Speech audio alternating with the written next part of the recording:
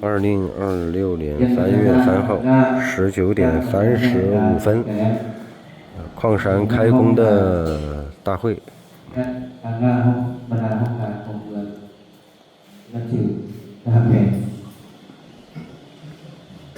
เยี่ยท่านเลขาพักฟ้าคนกระเรือคนงงดึงเยี่ยท่านประธานบริษัท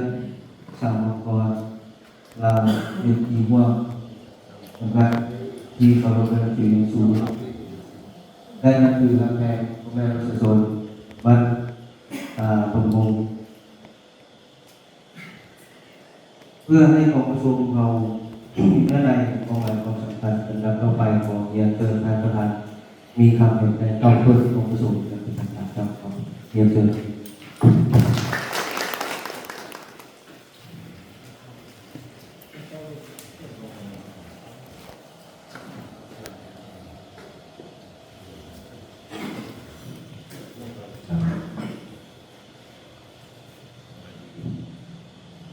สบายดีครับครับก่อนอื่นก็ขอเนี่ยการกับอื่นนะครับมองมาหน้าของการท่านผู้ที่รู้ว่าคือสูง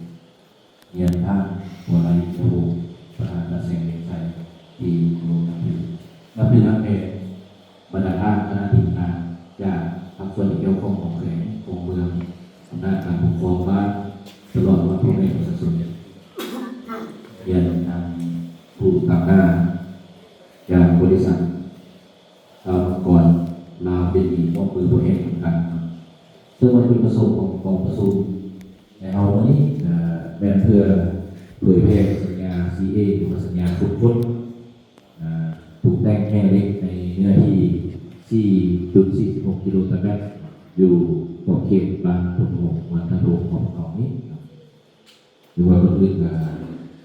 น้องขอให้อภิบาลในมาญาติเวลาพ่อแม่พี่น้องประชาชนนี้ในการเผยแพร่สัญญานี้เนื่องจากว่าในข้อการเผยแพร่สัญญานี้ในเป็นข้อที่สำคัญเพื่อว่าให้ทางอำนาจการปกครองบ้านพ่อแม่ประชาชนได้รับรู้ได้เข้าใจเกี่ยวกับข้อการจัดการปฏิบัติในการทุกคนปลูกแป้งหรือว่าการจัดการปฏิบัติการดำเนินโครงการของบริษัททั้ง9อยู่ภายในของเขตบ้านนี้ซึ่งว่าเพื่อให้มีความกระทัดรัดข้าพเจ้าจะขอมีความเห็นอย่างไรซึ่งว่าในหลังนี้ข้าพเจ้ากล่าวเพื่อกองประชุมนี้ก็จะได้มีแต่ละภาคส่วนได้ขึ้นอธิบายเกี่ยวกับวิธีการขั้นตอนและรูปแบบในการปฏิบัติของโครงการนี้เนาะแล้วหลังจากนั้นพ่อแม่ประชาชนและกระบวนการข้อทั้งหมดนี้จะได้มีส่วนร่วมในการประกอบความคิดเห็นกันต่อกับการจัดการปฏิบัติโครงการ9หรือว่าการลงเผยแพร่สัญญาทุกคนในครั้งนี้เนาะถือว่ามาฮอดเวลานี้เพื่อประหยัดเวลาข้าพเจ้าในนามทางหน้าประธานของประชุมขออนุญาต9เพื่อของประชุม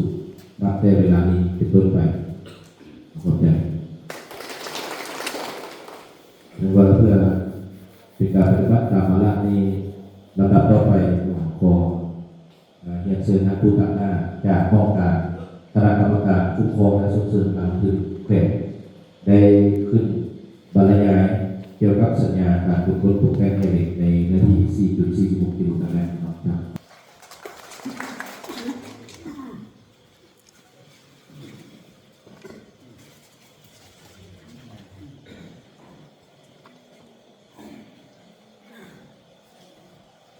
สบาย